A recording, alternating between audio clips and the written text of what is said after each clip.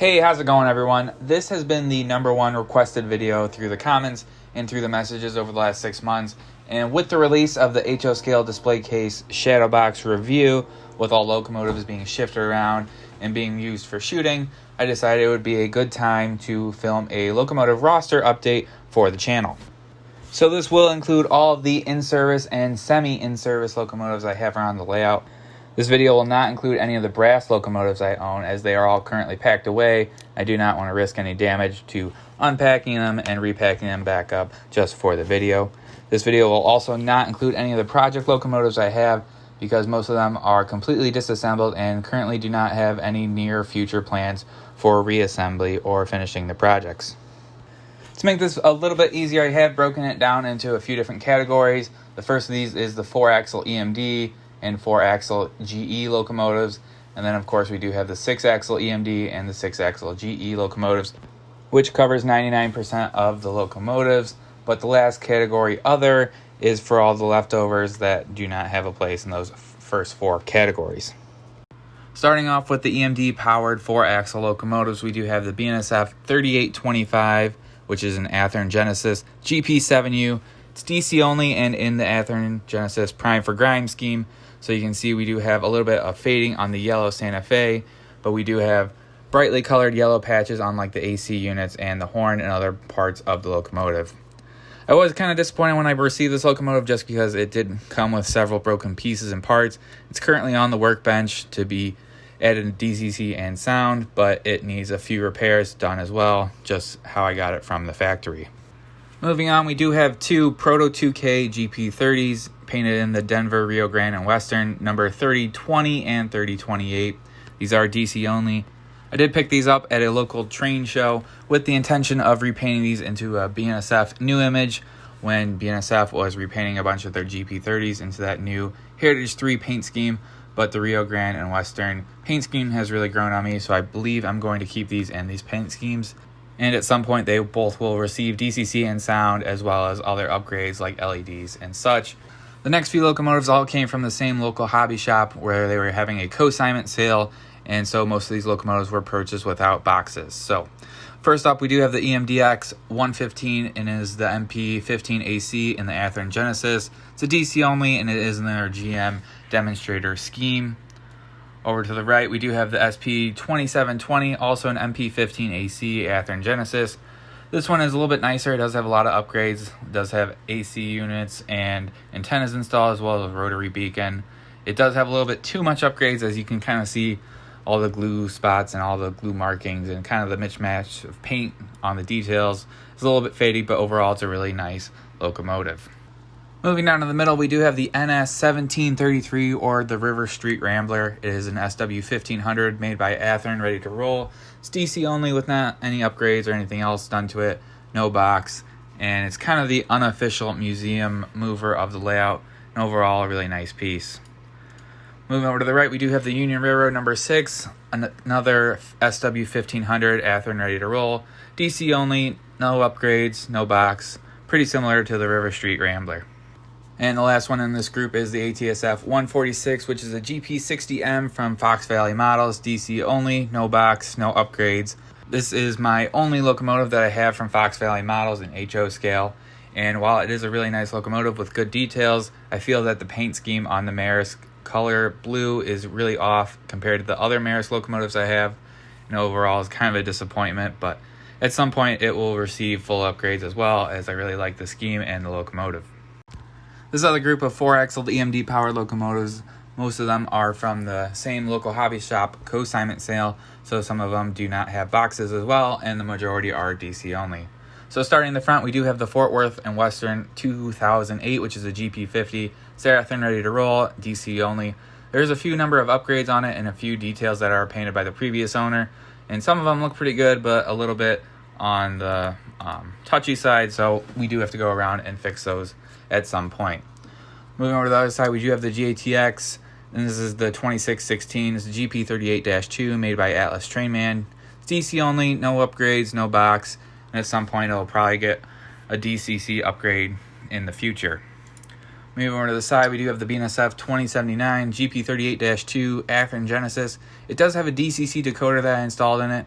It's a really nice locomotive, and this runs in parallel with the other locomotive that we're going to talk about, the Bnsf 2376, and this is usually the helper service or local service on the layout. Bnsf 2376 Gp30s, Athena Genesis, and it does have DCC and sound, which is Tsunami 2 from the factory.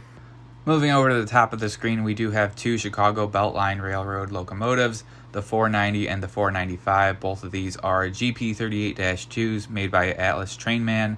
DC only for both, no boxes for both. At some point, they probably will get DCC upgrades just because they run very nicely together in DC only mode.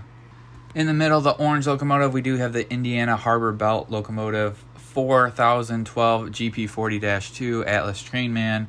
DC only, no box. It's a really nice locomotive that will receive DCC upgrades along with the Indiana Harbor Belt 3801, like another GP38-2 Atlas Trainman. DC only, no box.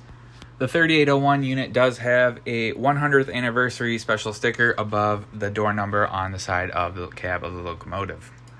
Over to the mid-right of the screen, we do have the New York and Atlantic 271, which is a GP38-2 by Atlas Trainman. DC only, no box. Pretty standard for this run of the locomotive. This locomotive does actually have the 911 tribute on the side of the locomotive before it was repainted in their more modern scheme. And last but not least, we do have the GT Grand Trunk 6422 GP40-2 Athena Genesis DC only. It does not have a box, but it does have a lot of nice features. It is in their prime for grind scheme, so you can see it does have the darker outline of the GT on the repaint, and it does have more of a faded yellow orangish color on the whole car body. Moving on to the GE 4-powered axle locomotives, we have several locomotives that we've never seen before, as well as two locomotives we've seen pretty often. The 5 units you've probably never seen before are all from Cato, and they're the Amtrak Heritage units. All 5 of these locomotives were purchased locally off Facebook Marketplace. The person that owned them had a lot of issues with them. A lot of the detail pieces were falling off. A lot of them weren't running right, weren't running very smoothly, had issues pulling cars, and they decided to convert their Cato fleet back over to Walthers, where they've had a little bit more success. So I went ahead and picked up all of them and decided to fix them up and add DCC and sound to all of them as soon as I can. All of them have differing levels of issues. Most of them have some sort of detail pieces missing, whether it's couplers or side ladders or truck end pieces, but most of them do have some sort of detail pieces missing. I think 1 or 2 of them don't run very well, but I'm not sure. I haven't really went and checked through most of them. They're kind of been on the back burner lately, but they currently are on the to-do list and are on the workbench to be worked on. So starting off, we do have the Amtrak 156, which is the Phase 1 P42 DC by Cato, DC only. It does have a box, but it does have a few issues, like I said earlier, pretty standard. Moving over, we do have the Phase 2, the Amtrak 66, over in that middle lower corner. And then moving over to the bottom corner, we do have Amtrak 145, which is in that Phase 3 paint scheme. Moving over to the back, we do have Amtrak 184, which is in that Phase 4, the nice light gray and dark blue paint scheme, as well as the final Phase 5 scheme, the Amtrak 161 over in the right-hand corner, which is what we normally see on most of the Amtrak trains. So like I said, all those are DC only, made by Amtrak P42 DCs, and they all have some sort of varying issue, and hopefully get to work on those at some point soon. And then finally, we do have Bnsf 516 and 525, which are the GE B40 TAC 8Ws, kind of the Dash 8 wide cabs. These are by Atlas Masterline, and they both have DCC, just the standard Digitracks, no sound decoders in them. But overall, they run really nice and work really well together as a team, and for a while, they were the workhorses of the actual layout. Next up, we do have the 6-axle powered locomotives from EMD, and in this first shot, we do have all SD40-2s. We do have quite a number of these on the layout. So first one up is the Bnsf 7873, which is a scale trains rivet counter, and it's probably the newest one out of all of these. And it does have DCC sound from ESU lock sound, and I believe it's a V5 in there. But it's a really nice locomotive. It does have that patchwork over it, so you can see kind of that olive green with the darker green patches over on the side, and we do have the Bnsf patching over it. Overall, it's a really nice locomotive, and it's really been one of the workhorses for the layout lately.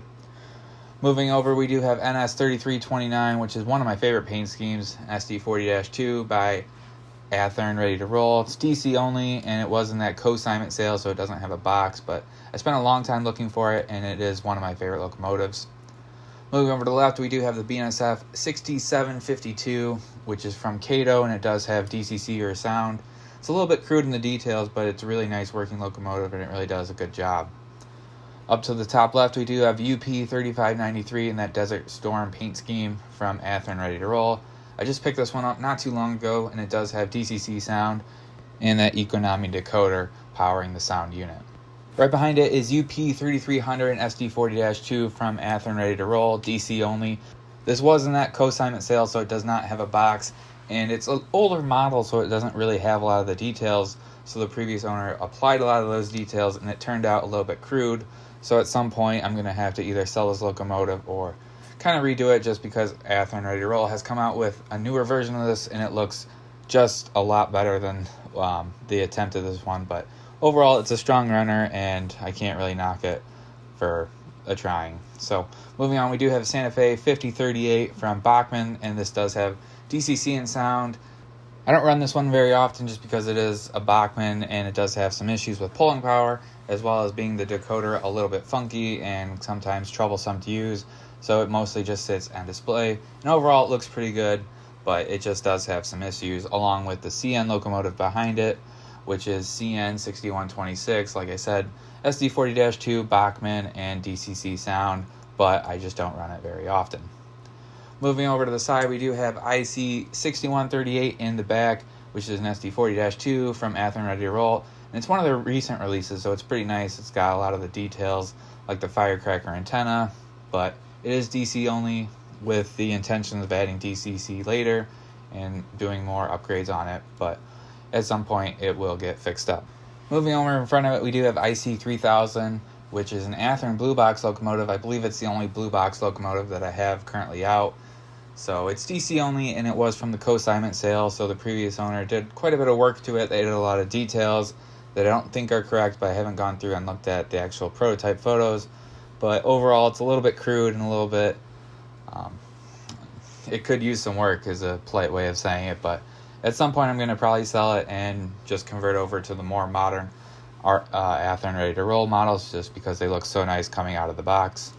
And then finally, moving over to the right, we do have the Ferromax 3116, which is from Intermountain, and it's DCC only, and this was from the consignment sale as well. There was a few issues with this, just with broken detail parts, but the funny thing about this one is, if you don't know, most Intermountain locomotives come with a DCC decoder already installed, so you can either do it DCC ready to roll, or you can run it on DC and have no issues. And I guess the previous owner, for whatever reason, hardwired it so it's DC only and completely bypassed the decoder. So I had to go through and kind of rewire it back for DCC, and the decoder was installed, it was just bypassed. So once I redid the wiring, it was basically good as new.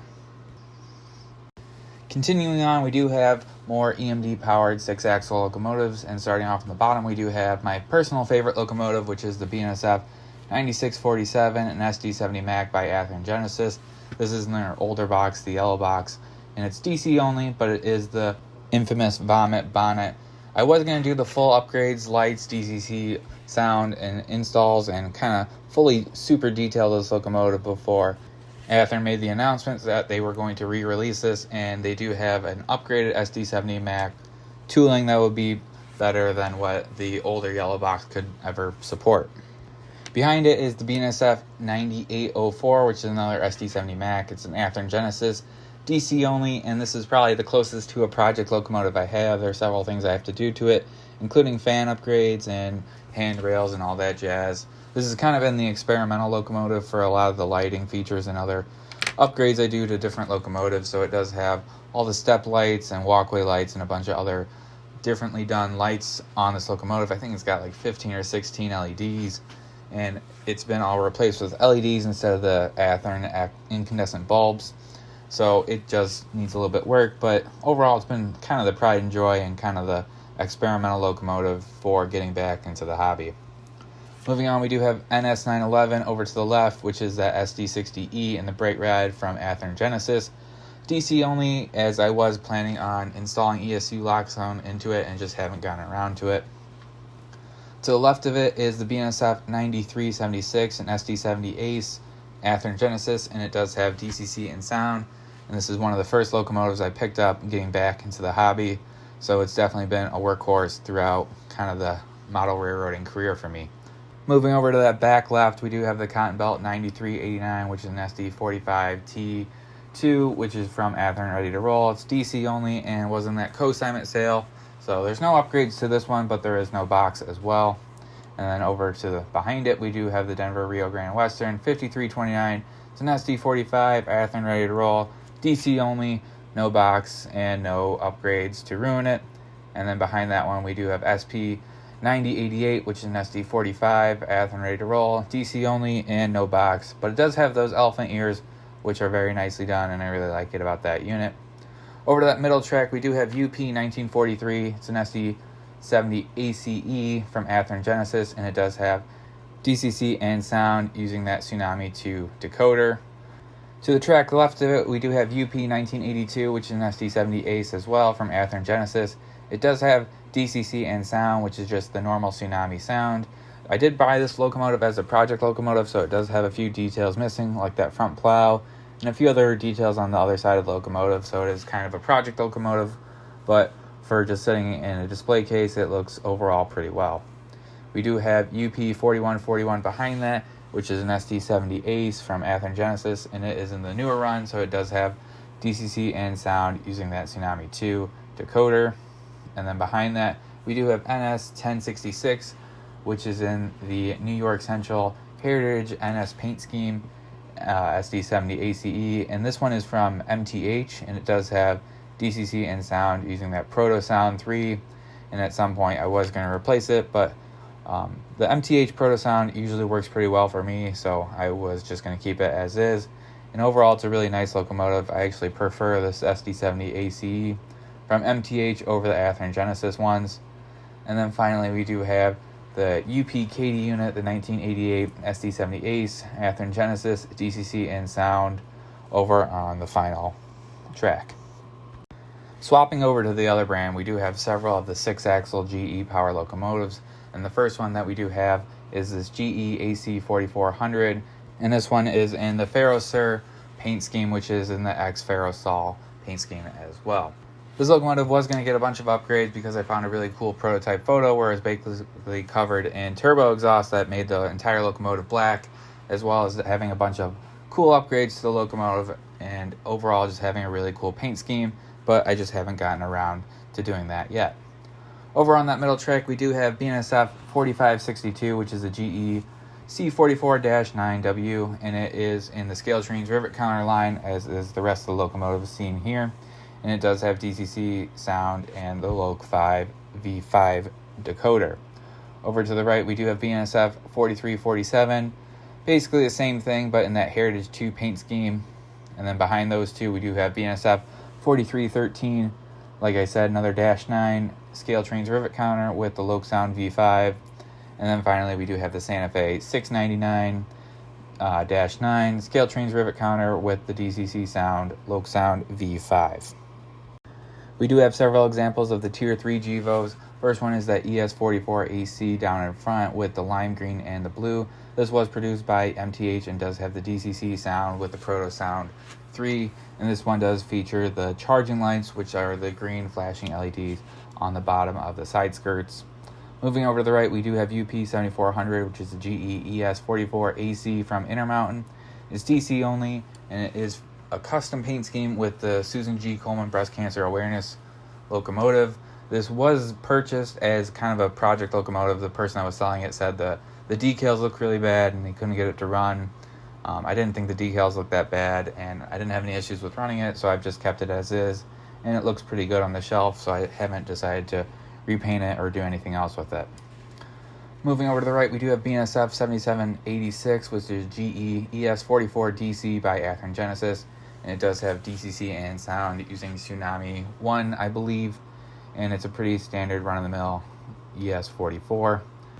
After that, we do have three more Intermountain GE ES44ACs. First one is the Bnsf 5782, and it has DCC and sound using ESU Sound Select we do have Bnsf 7623 in the middle, ES44 DC with DCC and sound using ESU sound select. And then finally we do have Bnsf 5753 GEES44 AC Intermountain DCC sound using ESU sound select.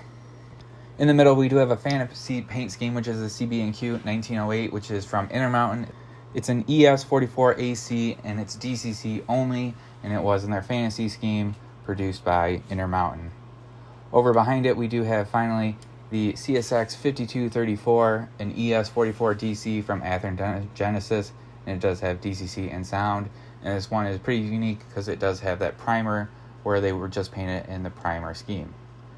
And then finally we do have two more Intermountain ES44 DCs. So we have BN 1970 over in the back, which is DCC only, and we have BN 1995, which does have DCC and sound using that ESU sound select. So both of these are in the Intermountain fantasy scheme, where they chose railroads that from the Bnsf that didn't have heritage units, and they made heritage units, and these were part of that kind of that program. So they do have, when the BN was founded, which is 1970, and when it was absorbed, 1995, so they represented those two. So these were kind of the first locomotives I purchased when I was getting back into the hobby, so I really like these units, and I think I really like the BN paint scheme, and I think on the paint scheme on my favorite locomotive, which is the Tier 3 Gevo, it's overall a great combination.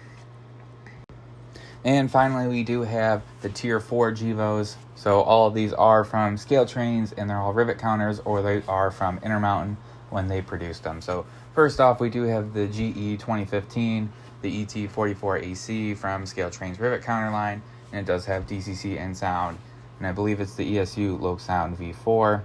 Behind it, we do have GE 2024, Scale Train's rivet counter. Now, this one's just DC only, and I did have plans to put ESU Loc Sound in it, but just haven't had the time, as I've acquired several Tier 4 locomotives, and it hasn't quite been a priority. So over in that middle track, we do have Bnsf 3737, Scale Train's rivet counter with DCC and sound. And then behind it, we do have Bnsf 3804, another Tier 4 Gevo from rivet counter line, and it does have DCC and sound. You can tell the difference between the two road numbers. So this 3804 is from that first run where they didn't really have that paint correctly. So you can see all the other oranges compared to the Intermountain ones as well, where this 3804 it looks a little bit more red, whereas the 3737 in front of it and the other two Intermountain ones definitely have more of a correct BN paint scheme. So speaking of Intermountain, we do have two more units from them. We do have Bnsf 3991, which is an Intermountain DCC sound with ESU Loc Sound over there.